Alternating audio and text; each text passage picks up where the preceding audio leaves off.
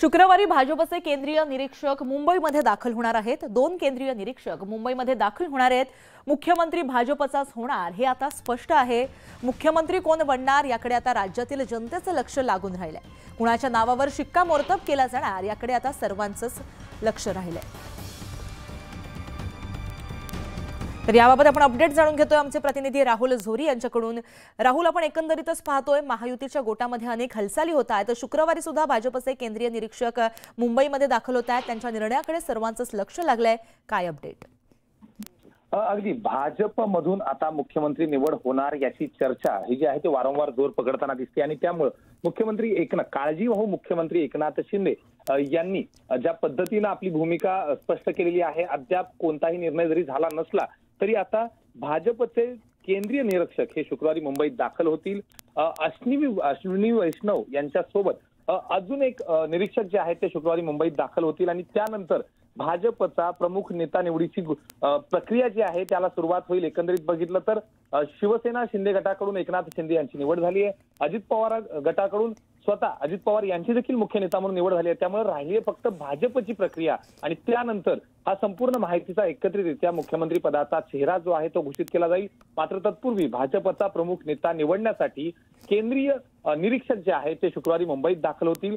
काळजीवाहू मुख्यमंत्री एकनाथ शिंदे यांच्या शिवसेनेला 2 ऑफर ज्या दिलेल्या आहेत त्यासाठी जी मुदत जी आहे ती देखील देण्यात आली आहे। 72 तासांच्या मुदतीमध्ये त्यांनी आपला निर्णय कळवायचा आहे आणि त्यामुळे शुक्रवारपर्यंत या ज्या धावपळ आहेत, हालचाली आहेत त्याला काहीशी मंदावण्याची शक्यता आहे आणि त्यामुळे शुक्रवार नंतर पुढच्या मंत्रिमंडळ विस्ताराचा किंवा मुख्यमंत्री पदाच्या शपथविधीचा कार्यक्रम कसा जाहीर होतोय हे देखील पाहावं लागेल। जी नक्कीच अपडेट घेत राहू। तत्पूर्वी धन्यवाद तुम्ही दिलेल्या माहितीसाठी। तर राज्याच्या मंत्रिमंडळामध्ये कोण मंत्री असावं यावर दिल्लीमध्ये खलबत सुरू असल्याची माहिती मिळते। भाजपच्या वरिष्ठ पातळीवरती अनेक नावांवर चर्चा सुरू असल्याची माहिती मिळते। समतोल राखत मंत्रिपद दिली जाणार असून सगळ्या वर्गाला प्रतिनिधित्व मिळालं पाहिजे याकडे भाजपच्या वरिष्ठ नेत्यांचा भर असल्याची माहिती मिळते।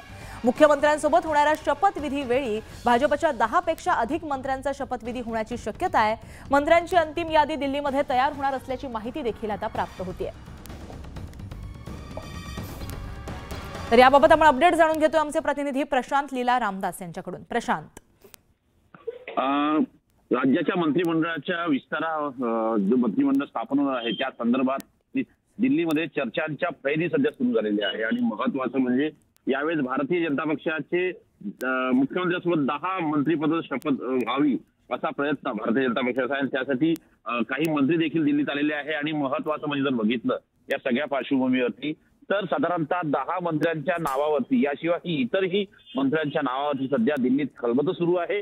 निश्चितपणे आगामी 1 ते 2 दिवसात मंत्र्यांच्या नावावरती अंतिम निर्णय होण्याची शक्यता आहे आणि निश्चितपणे मुख्यमंत्र्यांच्या नावाची निश्चित झाल्यानंतर मंत्रिमंडळाचा शपथविधी होईल। त्यावेळी साधारणतः 10 मंत्री हे भारतीय जनता पक्षातल्या कोट्यातील असावे असाही प्रयत्न भारतीय जनता पक्ष सध्या सुरू आहे। जी नक्कीच याकडे लक्ष असेल। अपडेट घेत राहू। धन्यवाद तुम्ही दिलेल्या माहितीसाठी।